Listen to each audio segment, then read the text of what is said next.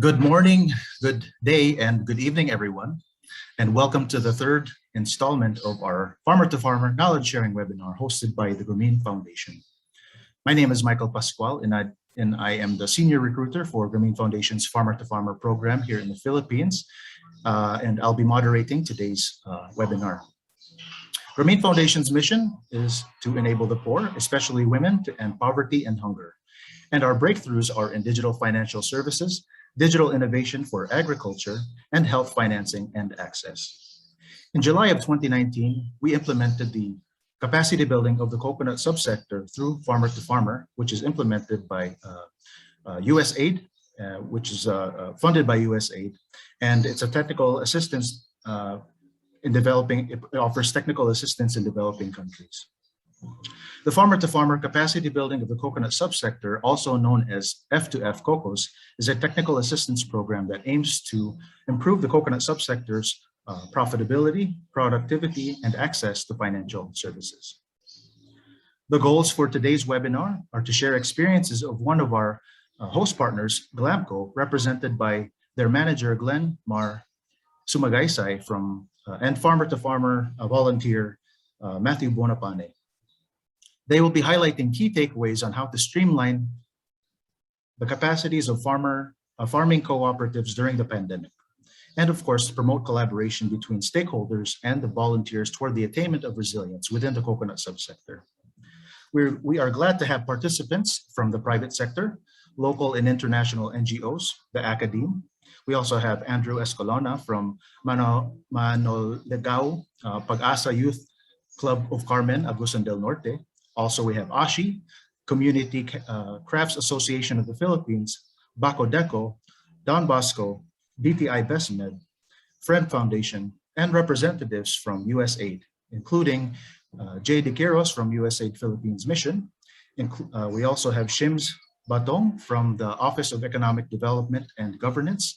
And we are glad to have Kelly McNally from the Partners of the Americas, ABOP.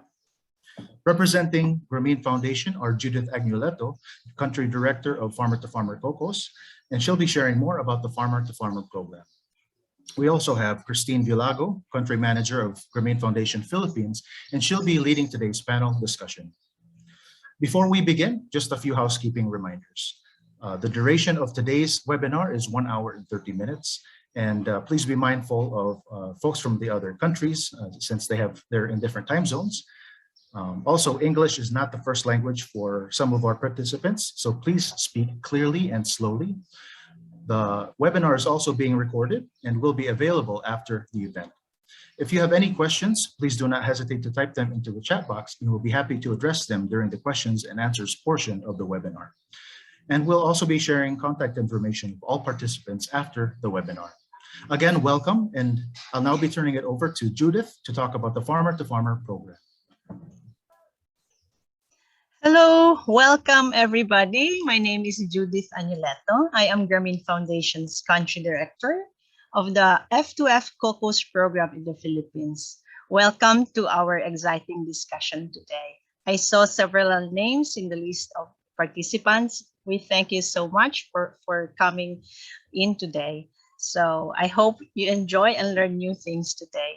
So I'd like to share with you that F2F supports farmers in developing countries to improve livelihood and food security. US-based volunteers are sent on technical assignments to provide hands-on training to communities and various types of organizations. So they could be cooperatives, agribusinesses, microfinance, educational institutions, and others. Even during the pandemic, F2F finds ways to do its mission of generating sustainable, broad-based economic growth in the agricultural sector. Last year, the program celebrated its 35th year of global implementation and looks forward to more years of service. So in the Philippines, our focus is on the coconut subsector. In the past year, as I have mentioned earlier, given the COVID-19 pandemic restrictions, technical assistance is being done remotely, or a local volunteer is paired with a US-based volunteer.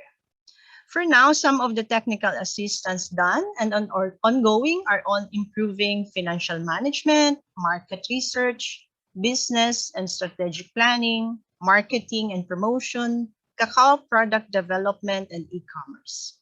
These are selected mainly by the host organization seeking technical assistance. And we try to match this need with the expertise of volunteers that we find from the US. So this year until 2023, we are working to deliver as much technical assistance as possible to qualified host organizations.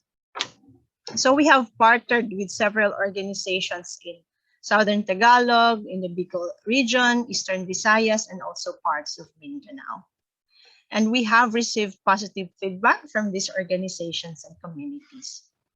F2F technical assistance perfectly drives and strengthens other assistance that they receive from other groups, from private or government entities. So I thank you for joining, and I hope we can provide you new insights today. So that's it for me today, and back to you, Micah. Thank you so much. Thank you, Judith, for sharing more about the Farmer to Farmer program. And for those who are interested, we are happy to share more information after the webinar.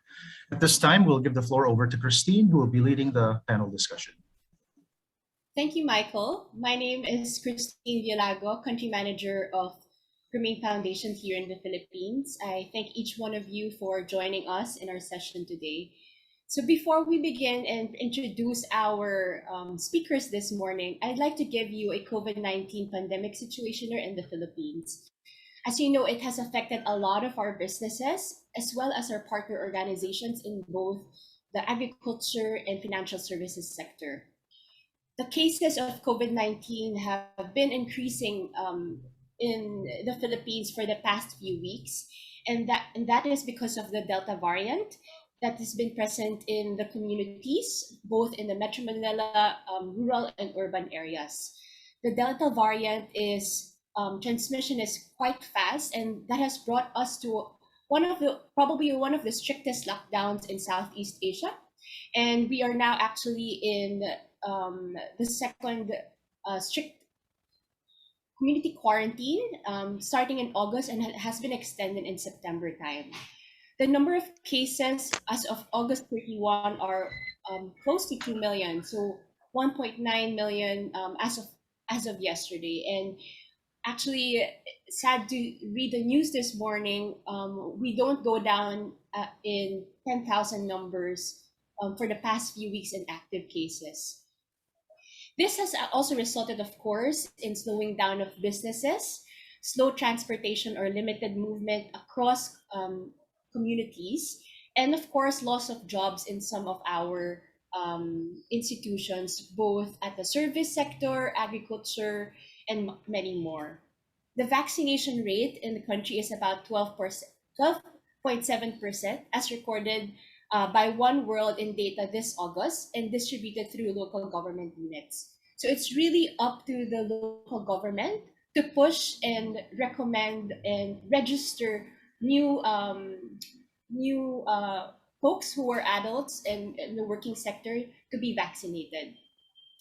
Based on the updated study, of course, of Grameen Foundation, Coco's team, in the impact of COVID-19 on host organizations this March, the safety and the security of members and customers remains to be the highest priority. The second priority is to improve business operations while ensuring continuity. And of course, the third, to maintain business liquidity. Business growth, although important, of course, for a lot of our partner organizations, was not considered as urgent during the pandemic. Most of the host organizations are seeking farmer-to-farmer cocoa support in setting the direction of the organizations, identifying new products and services, and enhancing the skills and knowledge of members through technical training. Sir Don. Our projects are targeted to Salamat ko, sir, kay kadali di lockdown ng computer. So now I will invite two of our panelists to join our discussion. Our first panelist is Mr. Glenn Mar Sumagaysay Operations Manager of Grow Lamco Multipurpose Cooperative, who has dedicated his managerial expertise with Lamco for almost 2 decades now. And now I turn Talasa ko over kadali the ba sige floor to kabalik ba? Glenn.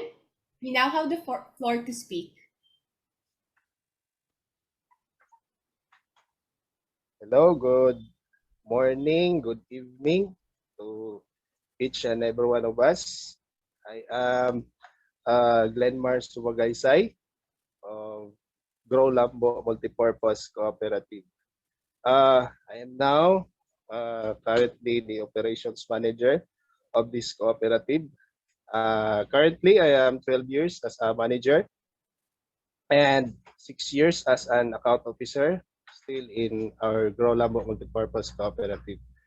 I am here to present through this webinar session about our learnings and experiences in the Farmer to Farmer program of Grameen Foundation that is very patient and persistent to us along with this program. So we thank you, the men and women of Grameen Foundation. So as a cooperative, nowadays, uh, this cooperative is a people's organization benefited from a community-driven project held by the Japanese organization called CCWA, or the Christian Child Welfare Association, back in early 80s and mid 90s. So this organization do have this culture of satisfying the needs of every members. So we make sure that every step we take, we can satisfy every member of the cooperative. As a young cooperative before, it started to lend money to the members with a grant capital from the mother organization or from the CCWA. The management strived to use the fund to cater the members' needs. It started with only 41 original cooperators who believed that what the mother organization or the CCWA had started, which is to help every members, should be continued by the next generation of cooperative leaders and members. Through the years of developing the services, we experienced difficulties in dealing with collections when it comes to our farming members.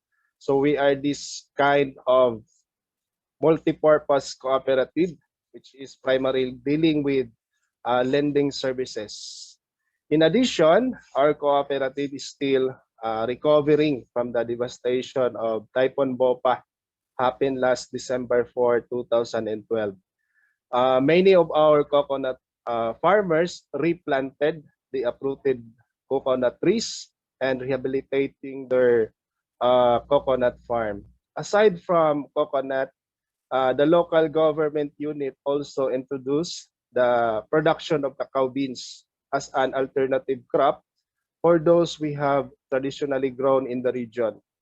Despite of all the efforts done by the farming sector, cooperative and the local government unit, the financial capability of farmers still needs to be uplifted because after all, the harvest cannot satisfy the needs of a single household. So we asked the help of Grameen Foundation regarding these problems of our farmers in order to increase their morale and also help their financial capability. Through the conduct of a survey developed by our volunteer, we gathered the below information pointing out the reasons of financial incapability of farmers. So one, the harvest is not enough to compensate the cost of productions. In most cases, the farmer will contract a group of laborers who will do the production side of copra with an agreement of 60-40 sharing of profit system, where 60% is for the farmer and 40% for the laborer group after the harvest. So this will depend on the price of the copra. And second, the farm inputs like fertilizer are much expensive here in our region. So we usually use the synthetic kind of fertilizer that is very costly.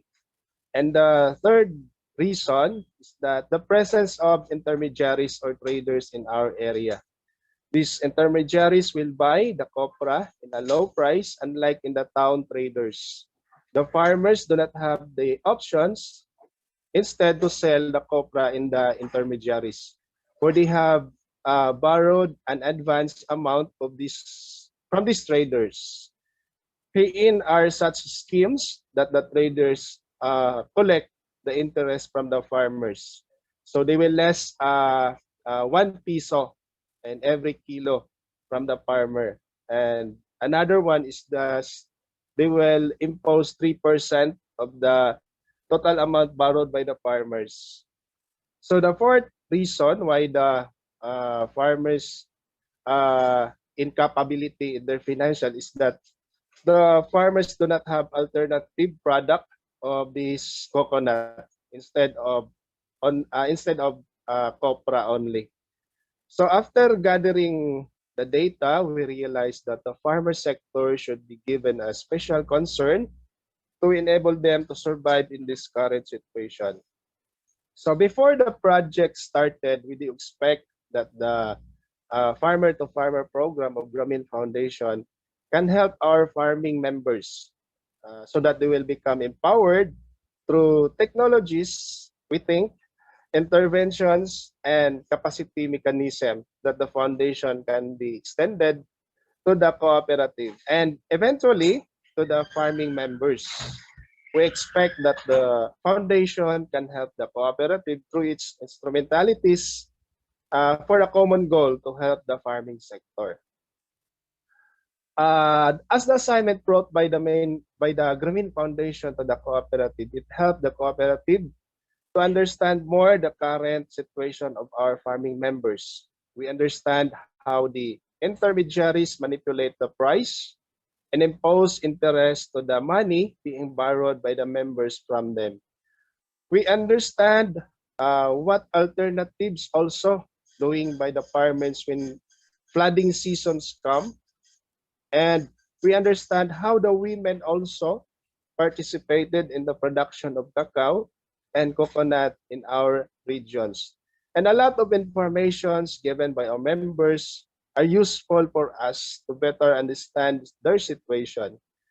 With the aid of our volunteer, Sir Matthew, we developed a survey form that our selected members should need to respond. Through the survey questions, we discover how difficult the farming sector here in our region.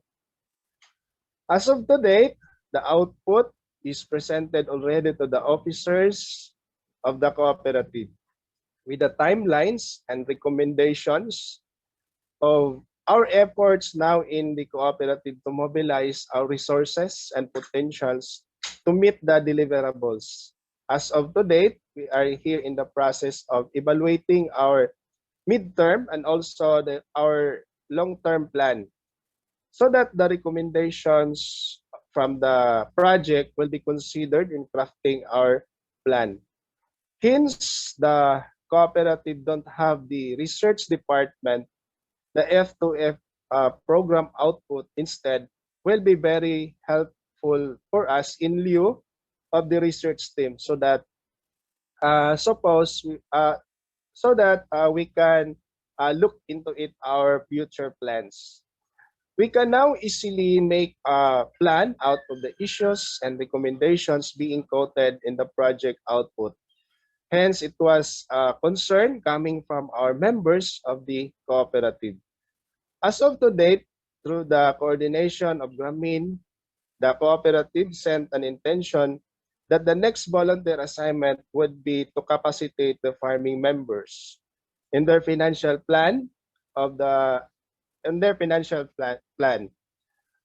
We are also planning to coordinate with the secondary schools here in our region to promote cooperative and also farming as a way of food security. A long-term plan also came into our mind to consider for the cooperative to engage in agri-training, maybe copra and cacao as one way to liberate our farmers from the traders. So to end my presentation, the Farmer to Farmer program bring capacitating as uncapacitating agent to the cooperative. It serves as an eye opener for us in the cooperative amongst those farmer members. We knew already our problems, or the problems rather, faced by the farming sector, but then we do not have the solutions of the problem. But through the project, we discussed the recommendations and alternatives through the volunteer and found out that we can be a solution of the farming members when we only release our potentials being a cooperative in the region. So we believe that the cooperative can help the problem of our farming members. So that's end my presentation, and I would like to turn over the opportunity to our presenter. Hi, Glenn. Thank you so much for sharing your experience and pieces of learning to us. And we look forward to growing closer with you and your team in the next few months as we explore future partnerships with Grameen. Our other panelist is a farmer to farmer volunteer. His name is Matthew Bonapane. Matthew brings with him years of experience in lending and credit policy, underwriting, and of course, worked with SMEs and financial modeling. He is also well versed in qualitative and quantitative analysis in microfinancing and small businesses.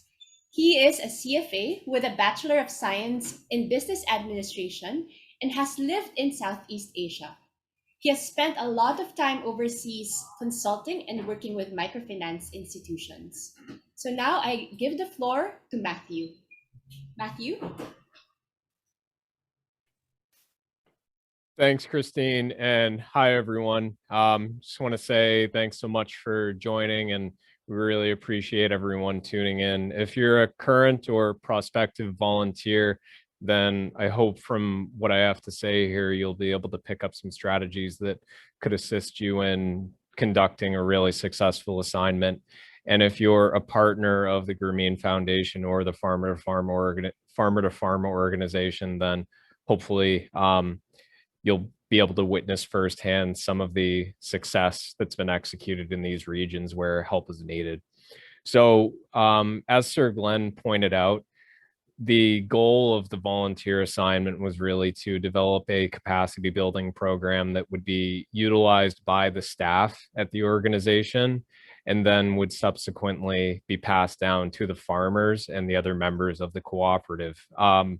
Many of the farmers had articulated that they were having difficulty sustaining their own financial livelihoods. And really the reason behind this whole assignment is to solve that and fix that. So how do you approach such a comprehensive problem that has many possible solutions and there's no one solution? I think that one of the most important things for me during this assignment, and I would implore anybody working in a similar capacity to ask yourself this same question: why have you been retained?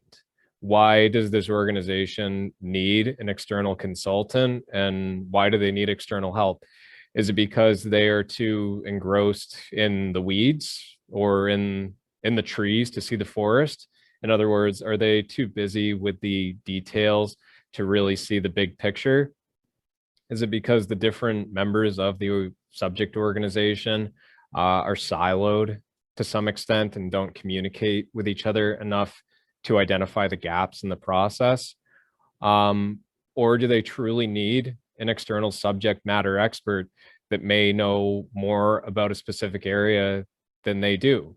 I think in this circumstance, it was probably a combination of all of those. Glamco and Sir Glenn and his management team are extremely capable and committed. But particularly during COVID-19, obviously, when you've had a catastrophic typhoon less than a decade earlier, and your communities are entirely reliant on two subsectors of the agricultural sector, even if you are aware of the problems, it's difficult to really pinpoint what is a hard hitting solution. And even if you do understand what that solution is, it is helpful to have somebody else come in and say, yeah, I think I'm here to confirm or validate your expectations. These are the problems and these are possible solutions. So, like Sir Glenn alluded to, this assignment entailed quite a few discussions between myself and the rest of the folks at Grameen and the Farmer to Farmer organization and the Cooperative. So one thing that I would say is that there is never any substitute for those discussions. I think if you're going to be successful as a volunteer consultant or a professional consultant, you have to not shy away from spending a lot of time talking. I think that's really how you get to the bottom of what the issue is.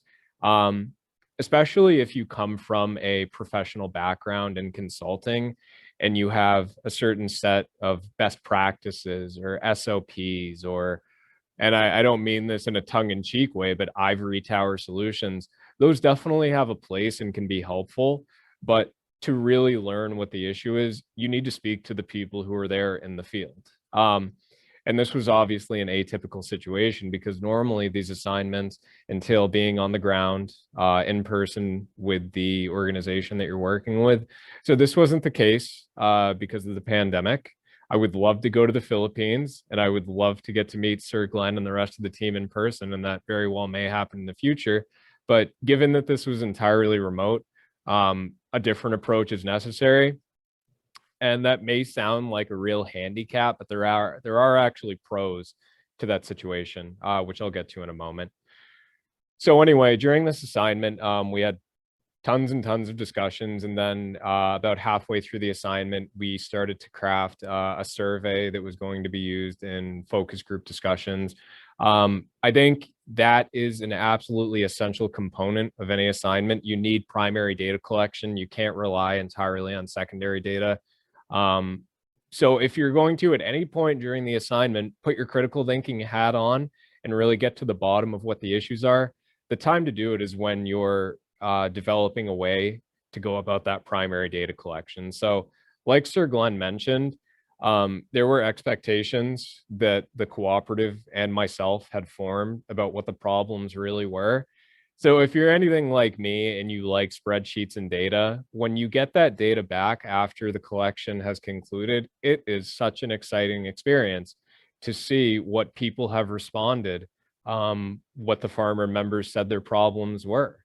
So from these responses and our discussions and secondary data and my professional background, I come from banking, particularly working with small businesses.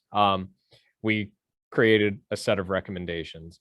So these recommendations were broken down into three main categories: farmer profitability, decreasing debt, and ensuring a funnel of talent into the agricultural subsectors within New Bataan in the region where Glamco operates. So within farmer profitability, like Sir Glenn said, the margins are too thin.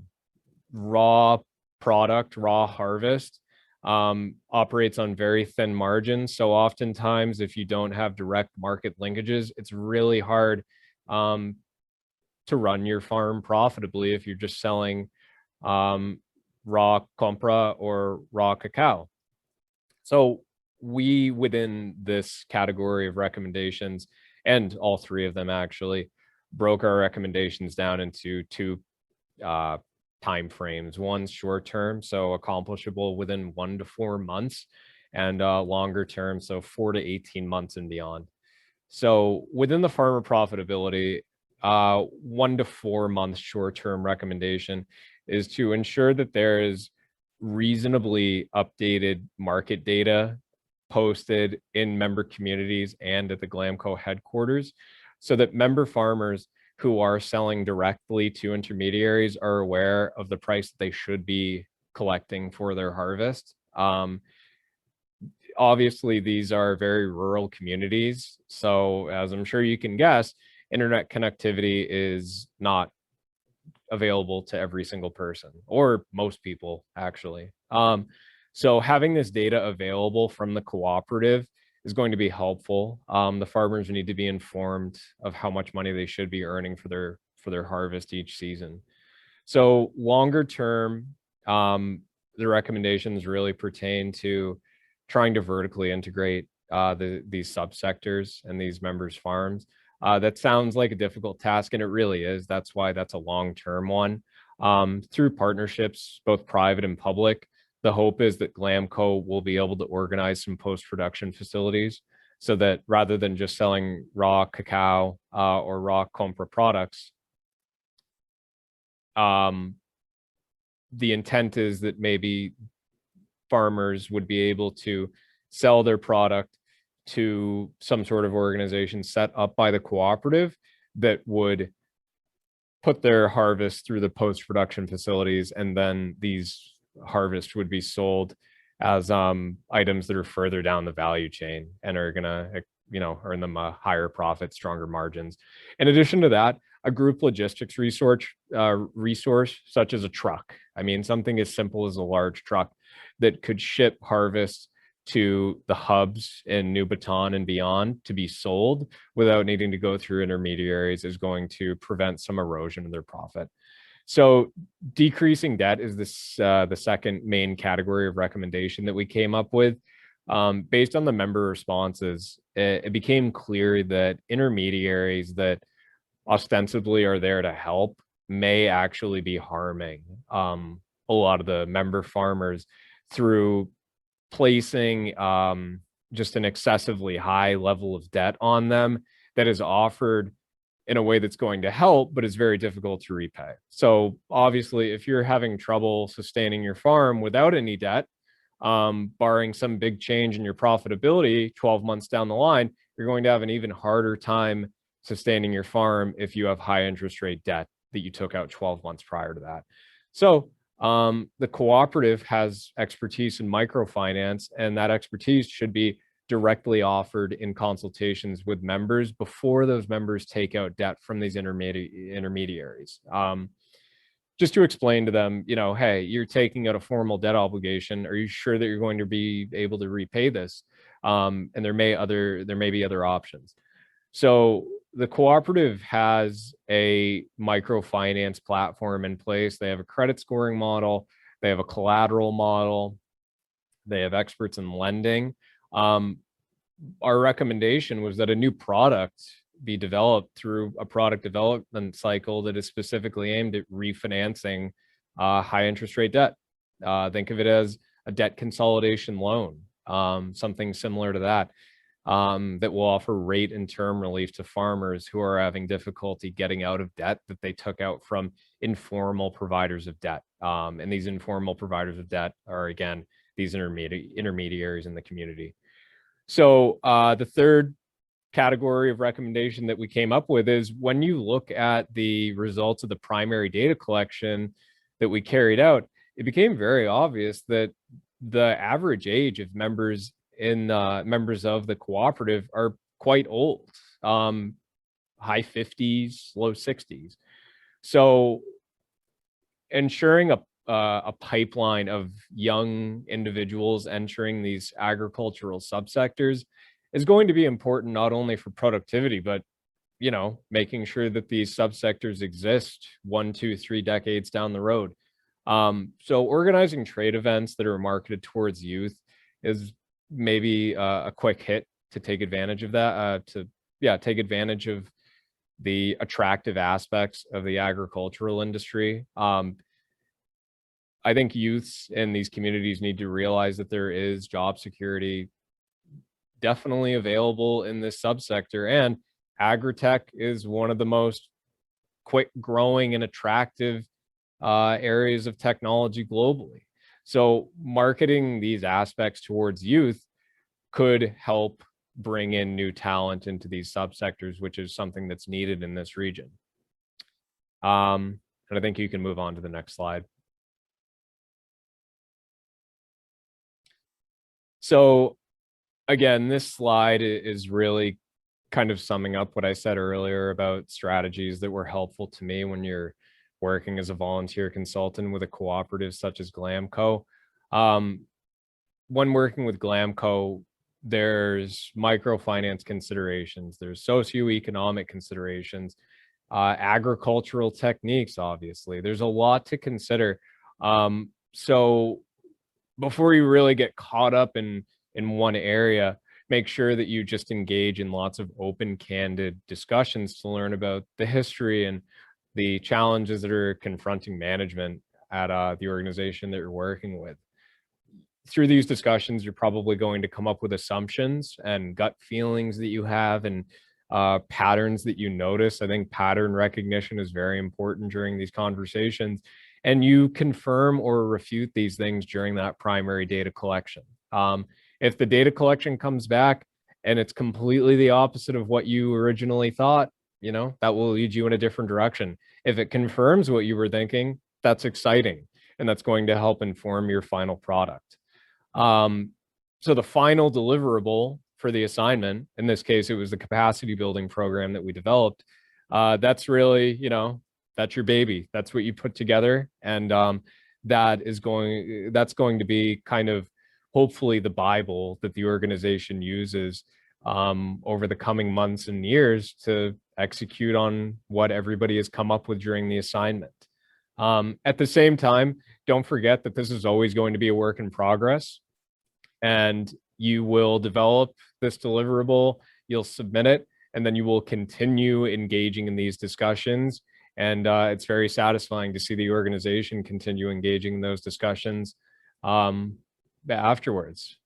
So I think that is really the main thing that I want to impart to everybody, is that those strategies are important.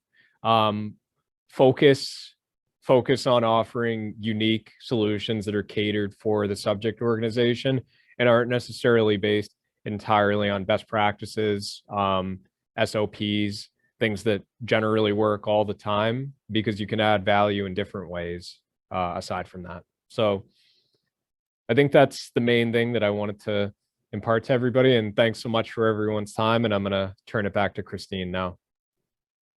Thank you, Matthew, and thank you, Glenn. It's really nice to see somebody also who gets excited with data. It's very similar to the work of Grameen. We're very much data-driven when it comes to decision making. I personally liked your statement there and encouraging more young people to be part of the agriculture space and be active in this value chain. And we hope that the organizations here learn from not only Matthew, but also from Glenn, our panelist. So as we pose questions to the panelists now, we open the floor to our question and answer portion. This is more of our more exciting, equally exciting, I would say, part of our webinar. We'd encourage everyone here to either raise their hand or put their questions at the chat box, and we will open the floor for the questions. And you can address it to either Matthew, Glenn, or to both of them. So just feel free to put those in the chat box below. Let me just see if there's anybody from our chat box that has posed questions.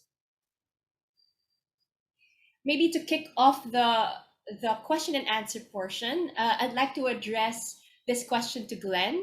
One of the most striking results of the survey you conducted was that harvests are not enough to compensate the rate cost of production of the farmers.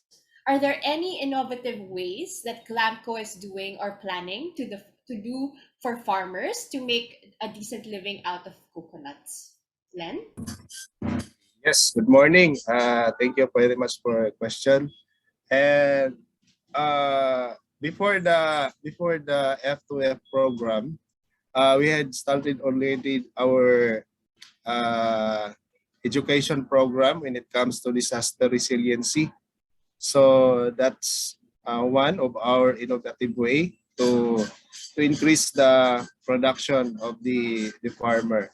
But then during this program of the F2F, we integrate, or we are trying to connect the farmers and also to our friend Cooperative here in New Bataan. They are also trading cacao and copra beans. Cacao beans and copra. So we are trying to connect both of them, the farmers and also our our friend Cooperative, so that they can have the better economic activity in the region. Thank you, Glenn. And it really shows that you are open to collaboration with other organizations in the area. And we look Yes. forward Yes. to alternative sources of income as well that's equally important for the farmers. Yes. Maybe this question goes to Matthew. What difference would it make if you are physically present in New Bataan to conduct the assignment? Thanks for the question, Christine. I think some areas of the recommendations are probably a little bit easier to articulate and understand enough where your recommendations are going to be valuable. The area that comes to mind immediately is probably agricultural techniques. So I come from a finance and banking background, but I do also have a background in permaculture and sustainable agriculture. So that's an area that I feel reasonably confident in, but me trying to offer recommendations that are going to be something totally novel to individuals that work every single day in coconut and cacao farming is going to be hard if I'm not there in person. So I think that's a restriction that you need to recognize up front if you're totally remote. Now, on the other side, looking at a process laid out from start to finish, like the process of the organization offering aid to its members, that's a little bit easier when you're external, I think, when you're totally remote. I actually think that after having done this, setting up an assignment where you start remote for however many months, and then you go there in person might be a really good way to go about an assignment for those reasons. Thank you so much for that, Matthew. We do have one question in our Q&A box. This is from Estrella Andres, I believe from Ashi. And I guess this question would be for Glenn or Matthew. If you know how to answer this question, feel free. Would you know of a solution to the beetle infestation that kills coconuts? I think this question would, Glenn, this might be for you. Glenn? Yes. Here in the Philippines, we usually could call that cocolisap. So it can kill the coconut tree.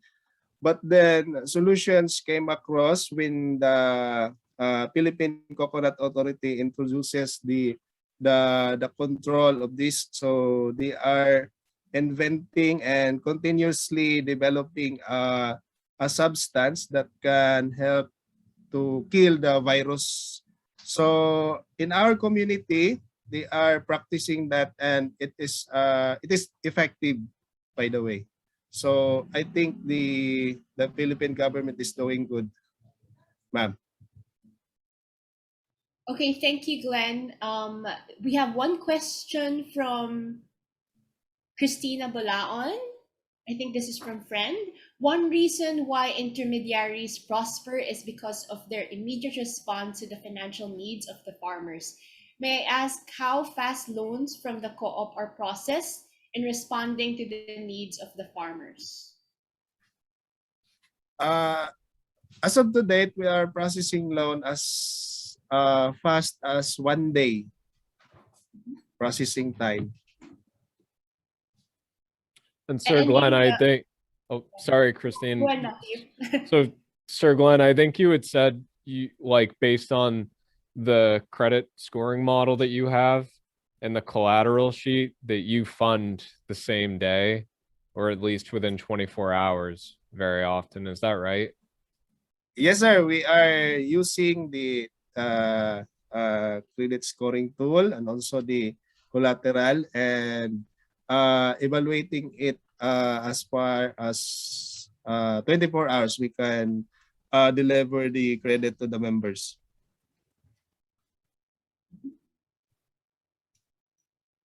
Okay, we have one question from Edessa Morante of LAMCO. I'm asking to Sir Glenn, the coconut harvest in your community sold is copper? Is it copper only? No buyer for whole. Is there a buyer for whole coconut? Yes, in our community, the most production of coconut is copra. But nowadays, we can see and we can hear about the buying of whole nuts. And if I'm not mistaken, those are the two different prices, correct, Sir Glenn? Yes, different prices. The copra is pretty higher and the whole nut is cheaper. Thank you, Sir Glenn. We have one question from Amelia. Matthew, can you talk more about the slim profit margins? What were the main cost drivers and were any highly variable? That's a great question. One of the most expensive, actually one of the highest operating expenses that the farmers have, and I think Sir Glenn alluded to this, was the supplies that go into maintaining the farm. And it's different fertilizers that are utilized, and then a couple of different pesticides. So because of the price of that, which I think actually has to do partially with the cost of importing it, one suggestion that came up in the primary data collection was that the cooperative offer some sort of market at the headquarters where farmer members can come and buy these supplies they need for the farm. Those supplies were really one of the biggest ways that the profit margin gets compressed. And in addition to that, it's just, really thin margins to begin with, even before you get to the overhead of running the farm. So I hope that makes sense. And Sir Glenn, if you have anything to add to that, feel free. Yes, sir. There's nothing I can add into your answers. I think that's a good segue to discussing about support and subsidies. And we have one question so that they could have greater profit margins later on.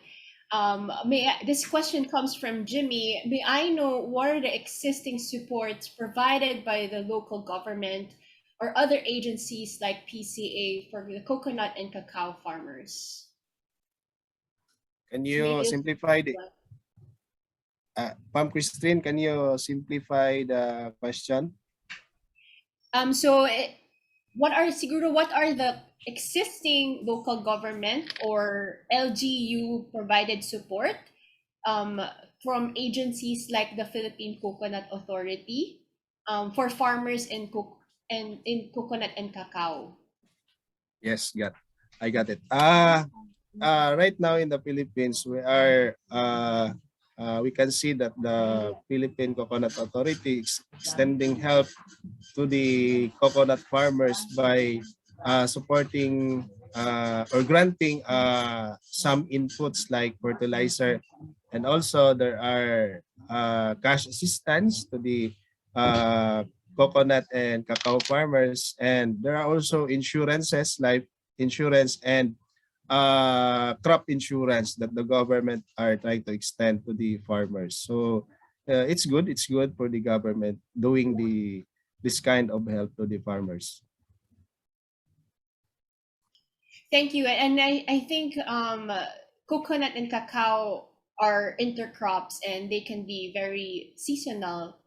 And do you see any trends wherein the farmers take in some loans at higher rates, or I would say in higher volumes during a particular time of the year? And if so, what Yes, month are they? yes, coconut and cacao can be intercrop, and usually in a year, October or November will be a very the very high production of both of cacao and the coconut. Okay, thank you, Glenn. We have one question from the chat box. What value-adding technologies or collaborations has the cooperative explored for their commodities? Value adding nowadays in the cooperative is not really implemented, but we are thinking of the virgin coconut oil and also the coconut sugar to be introduced to our farming members. But as of today, the efforts and also the implementation, it's not yet happening. Okay, thank you so much. We have one more question from Christina on the chat box. How do you deal with coconut price fluctuations in relation to cocoa farmers' loans? Yes, it is very difficult to to look into that. The cacao, the coconut, the copra price, and we are dealing into that kind of problem. We will talk to our member, to our loaner member, and give them some options on their loan repayment, so that these members, farming members, will not be become economically incapability. And one thing I wanted to add to that is I think it came up during the discussion, but there was maybe an option of having a subsequent assignment that focused specifically on the microfinance capacities of the cooperative.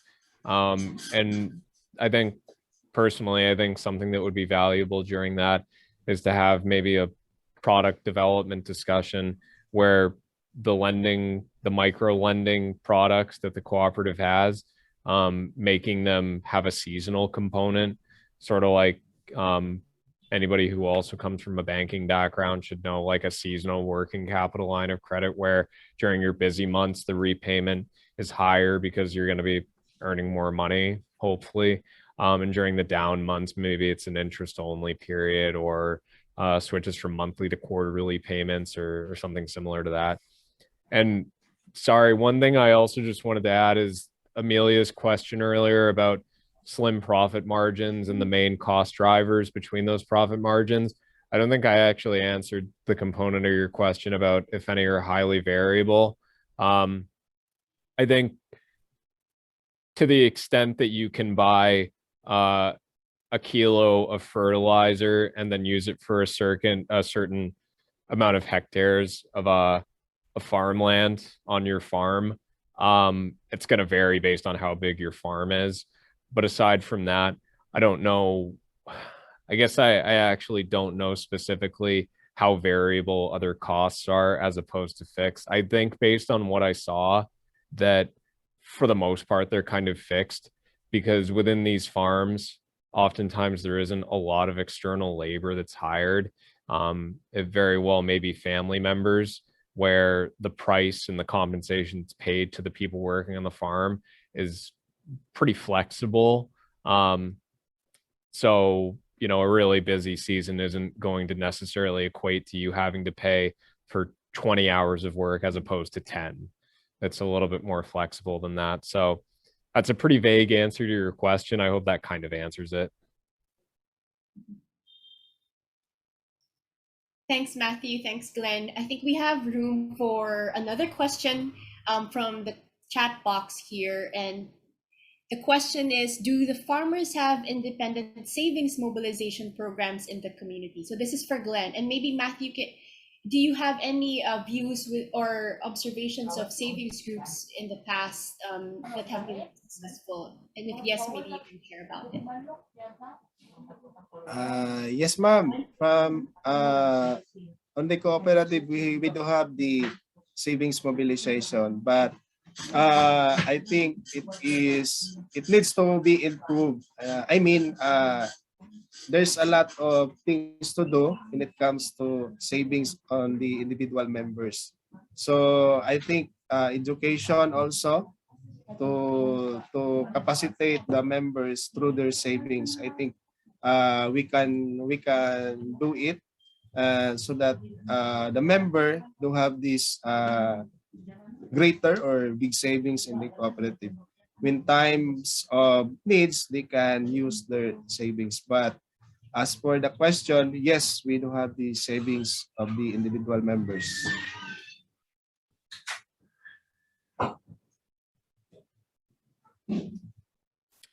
To be honest, I don't have a ton to add to what Sir Glenn said there. I know that the product's available from the cooperative, but my understanding is that a lot of the farmers there are not super able to save in a huge capacity, especially during the last like 18 months because of the pandemic, where savings have been kind of exhausted. So yeah, I don't really have much to add. I think for there to be savings mobilization, there has to be savings in the first place, and I think we're still building towards that point.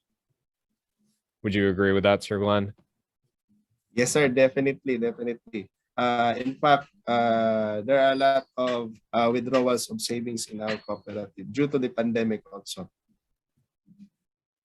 Well, thank you so much, Glenn and Matthew, for those insights. I think everyone can agree that this pandemic has brought about a lot of uncertainties to both the private, local government, NGOs, and the cooperative agriculture sector. And with the insights you've provided, we hope that others can learn from you and get inspired to collaborate so that we can face more challenges and become successful in our initiatives, both big and small, and especially for the coconut sector here who are close to Grameen Foundation's work. We hope that we can encourage more people to be excited about the sector and share their solutions and ideas, both operational, financial, and technological, because Grameen Foundation, we're always seeking to partner with organizations that are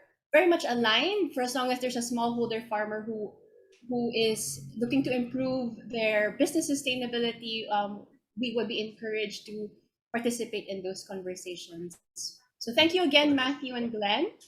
And now I turn over the floor to Michael. Hi, thank you, Christine.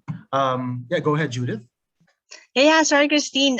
Because I saw that there are a couple of questions still in the chat box. Yeah, this is from Francisco Elegado or Kiko. Go ahead. He says, maybe this is for Glenn.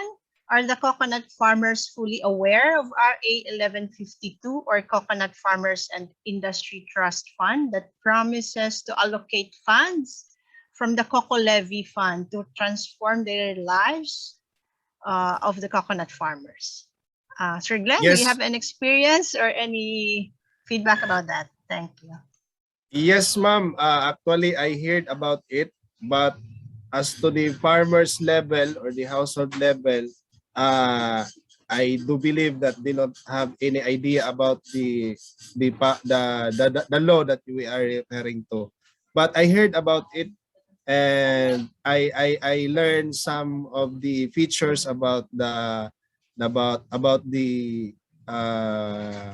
extension of the government to the coconut farmers. But it is a knowledge, not an implementation to the when it comes to the farming members. So I believe the farmer members do not have any idea about the law.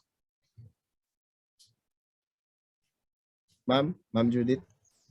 Yeah, thank you so much. So yeah, I think this is another theme that probably we should be working on so that we can maximize the the funds or the efforts of the government.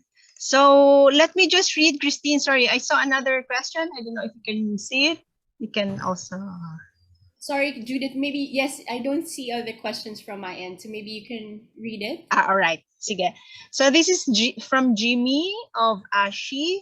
Aside from the fertilizer finance out of the loan, what are the other usage of the loans availed by the farmers for coconut or cacao production? So I guess this is for Glenn.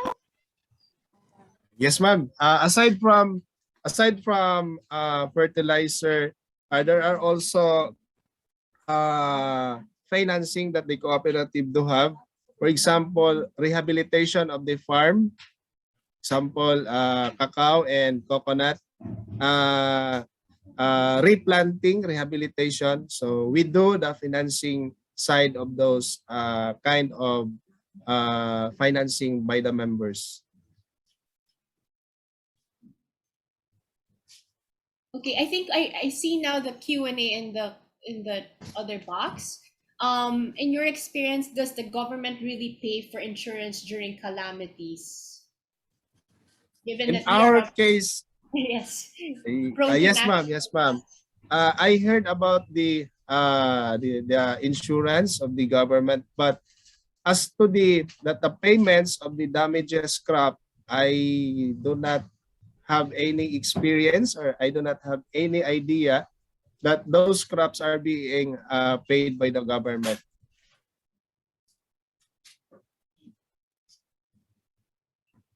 Judith, do you see other questions that were not answered? Oh, for now, I think we have, let me just check.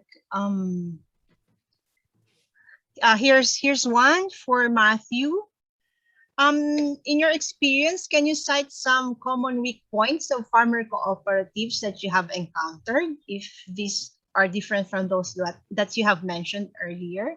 How do you think can they avoid or mitigate this?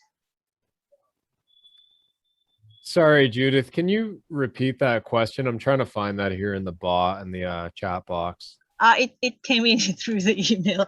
Oh, Yeah. So the question is more on the common weak points of the cooperatives that you have encountered. So if these are different from those that you have mentioned earlier, how can they avoid or mitigate this? So yeah, that's a question. so great question. Yeah, to be honest, Glamco is the first cooperative that is specifically focused on agriculture that I've worked with directly.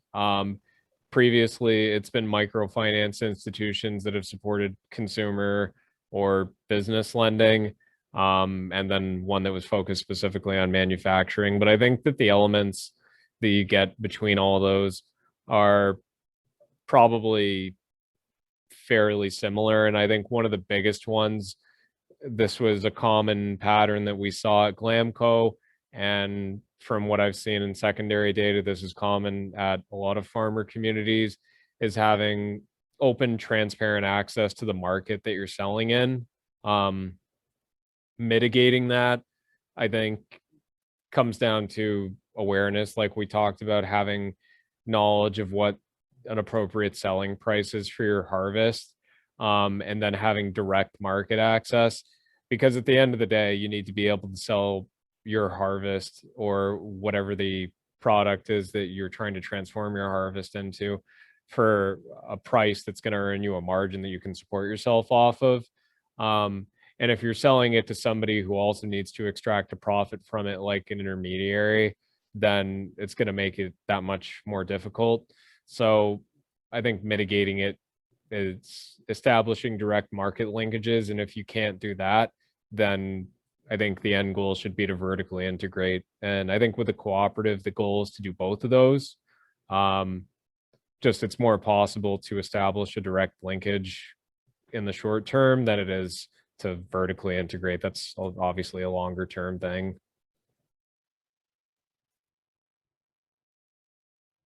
Thanks, Matthew. I think the questions are coming in more at this time. So I think we do have a couple more minutes. So maybe we can answer more questions here. Just an overall question. This is from Annette. How can farmers, coconut and cacao farmers, take advantage of organic and fair trade consumer behaviors? Again, how can farmers take advantage of organic and fair trade consumer behaviors? Maybe in terms of increasing their income and becoming a niche. Maybe Glenn, do you have experience in this? Sorry, Glenn, you're in mute. Sorry. I think based on experience, the use of organic fertilizer here in our region is being introduced and being practiced by some of our farming members, but there are issues again here in using this kind of fertilizer or technologies because it is more laborious compared to synthetic, and farmers are usually usually in favor of those not too laborious in terms of production side. So the technology of organic fertilizer is very good, and it is also beneficial for our health. But the more and the most practice when it comes to inputs here in our region is the synthetic type of fertilizer. Thank you. And this comes also from the question and answer box.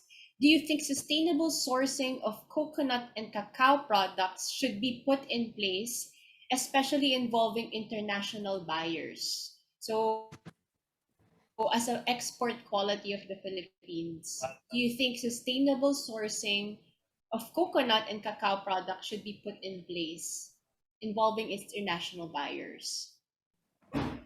I do. I definitely I I mean I personally think that that should happen, but it's kind of the argument that if you write a policy for something, and if you say that something's going to be a certain way, then you have to make sure it's that way.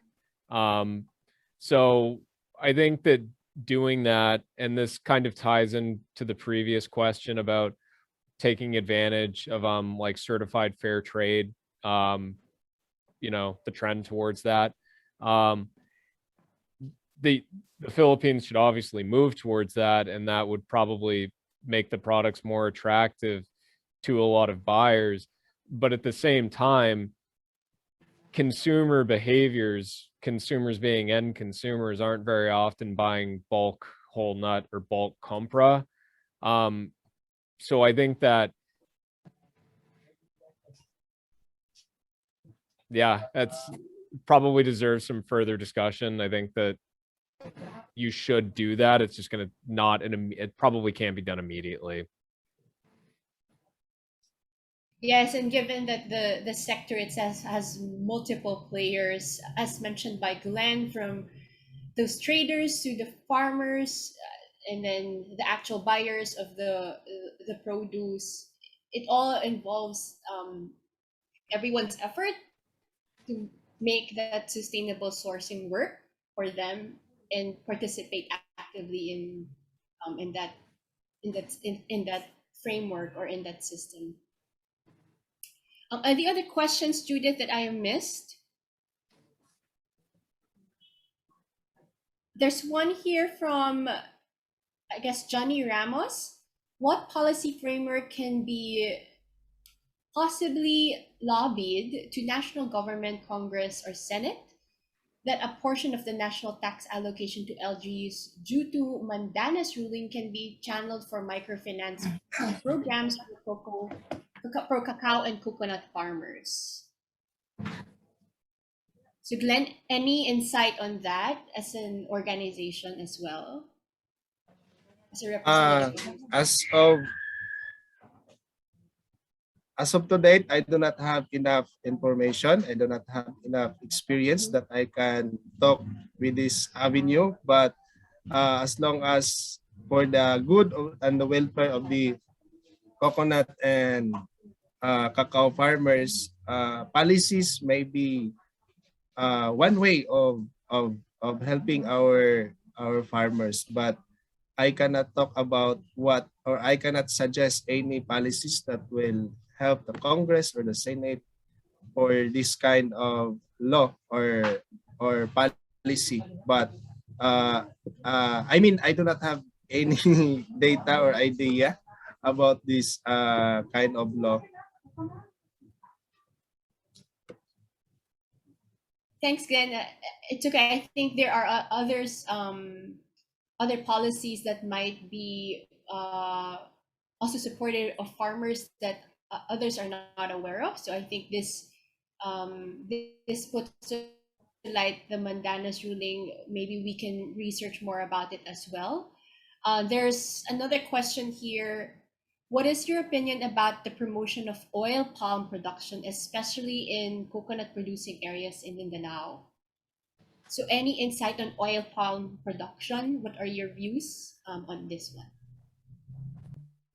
Yes, ma'am. Oil palm production is also present in our region, but in our locality, in our municipality, we do not have any production of the palm or the palm oil. But in the other municipality, there are production of palm oil. And is that being promoted as well by your organization? Sorry, Glenn, to clarify. Oil palm production? Uh, yes, ma'am. The oil palm production is not introduced by the cooperative to our farming members, and I think our farm, but as to the adaptation or as to the acceptance of this kind of oil palm production, can talk. Uh, I could not say that it is good or it can be helpful in our locality. Okay. Um, Thank you, Glenn. I guess. oh, sorry, Go ahead, Christine. Matthew. Just one thing I wanted to say about that is things like the production of palm oil, especially in the coconut producing regions around Mindanao, is an area of production that's regarded as not really good for the environment. And I think that addressing that and coming up with an alternative, or still being able to produce palm oil, but not in kind of the destructive monoculture way that it's been done for the past century pretty much.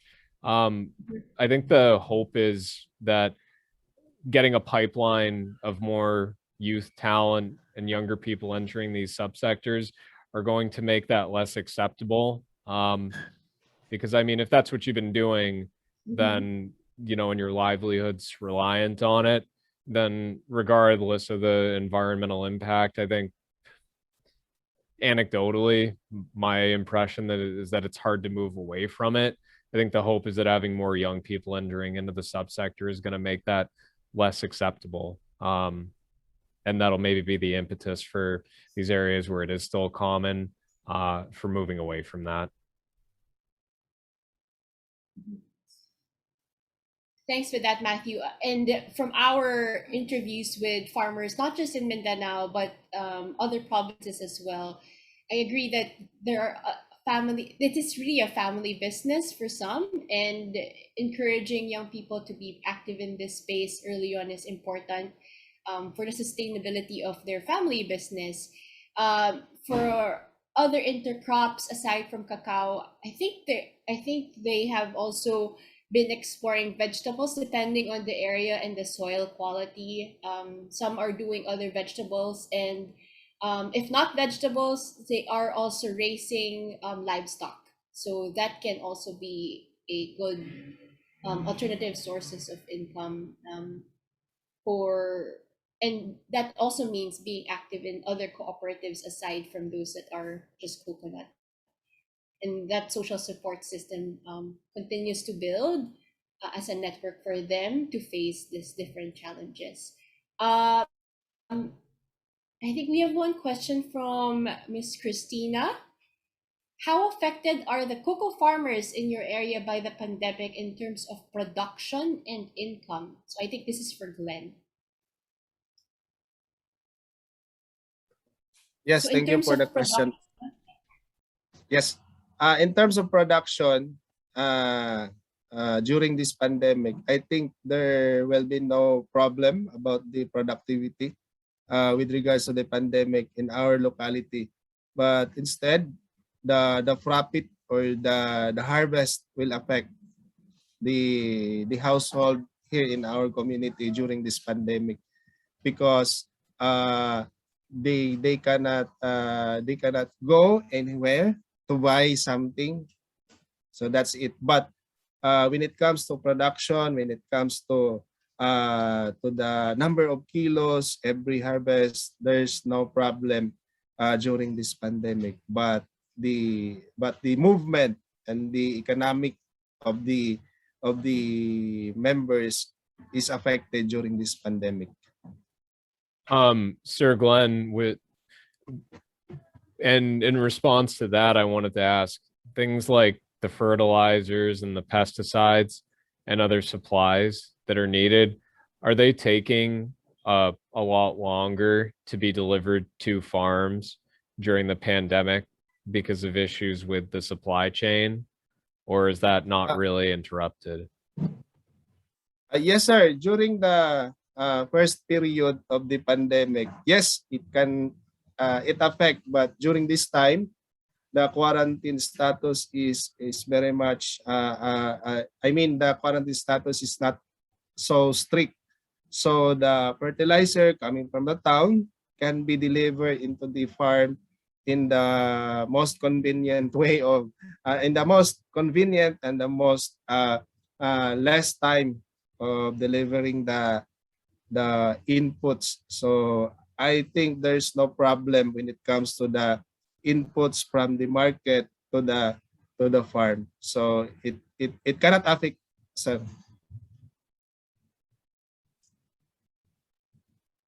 All right, thank you so much, Glenn and Matthew. This has been a very fruitful conversation, lots of exchanges from our guests as well. So I'm glad that we have a very active audience this morning. I mean, nighttime for some of you folks. And thank you again for sharing your views and opinions and pieces of learning throughout your journey as a volunteer, Matthew, and of course, Glenn, for providing us your time and expertise as well from the cooperative sector.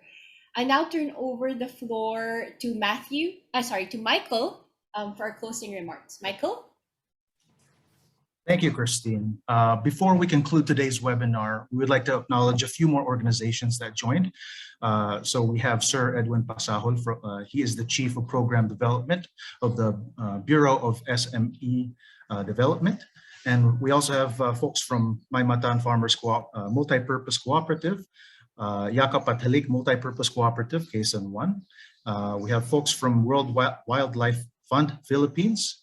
We also have Empowering Communities with Hope and Opportunities through Sustainable Initiatives, EcoSea, Franklin Baker, and Phil Seaboard. Thank you all for joining us.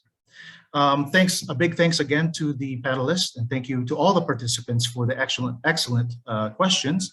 As we all know, it's a challenging time across the globe, but the effort the volunteers put into helping communities, even from another part of the world, is really inspiring. And we hope to continue making a positive impact during the pandemic, even remotely. If there are any more questions that didn't get answered during the session, please feel free to email us and we will try to answer them. Again, thank you so much. And I hope the audience was able to gain some valuable insights of our efforts through the Farmer to Farmer program, especially during this difficult time. Please stay tuned for updates and information about the next webinar. And a recording of today's webinar will be available and will be sent to all participants. For more information about available projects, please visit bankerswithoutborders.com/volunteer. You can also shoot us an email at gf_f2f@grameenfoundation.org, or you may visit us on Facebook by typing fb.com/GrameenBWB. Again, on behalf of F2F Cocos, thank you, stay safe, and have a great rest of your day. Thank you.